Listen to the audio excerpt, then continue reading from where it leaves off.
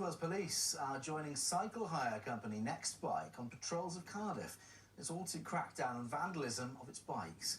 The company temporarily stopped operating in the city last year due to ongoing damage and theft. It's hoping the patrols will act as a deterrent to anybody thinking of abusing the scheme. Our correspondent Richard Morgan has joined them out on patrol this morning and sent this report. Sometimes they do get mistreated or people don't pay for them properly. Nothing against you two, we're just doing a spot check, making sure everything's in order. We're out on bike patrol in Cardiff city centre.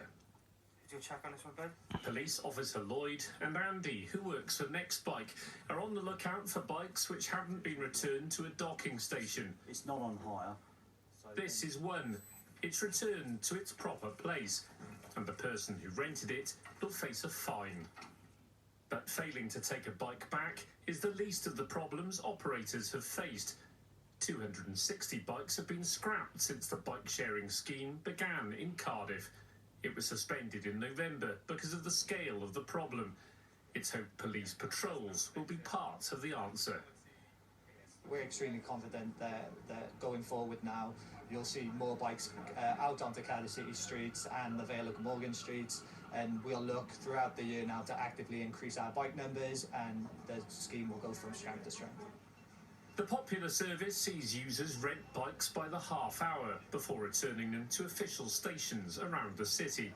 But not everyone wants to pay, which means vandalism and theft. It's an ongoing problem. Despite these patrols, there have been nearly 80 reports of stolen or vandalised Nextbikes since the scheme returned in January. So it seems there's still work to do. Back on patrol, the team has spotted a bike that's been missing for more than 6 weeks. But by the time they get to the location, it's vanished. They say they'll keep on looking. We look at the map in 24 hours' time, and then hopefully it will pop up. We can then retrieve that bike back. We can either put it into service straight away if it's not badly damaged, or we take it back to the service station. It will then be serviced, and then we can put it back into the stream of good bikes. And there's a warning for those who insist on breaking the law. If they're stopped by police or they get caught, fair action will be taken against those individuals. And hopefully, the scheme can continue. Members of the public can enjoy the scheme and make Cardiff a bit more cycle-friendly.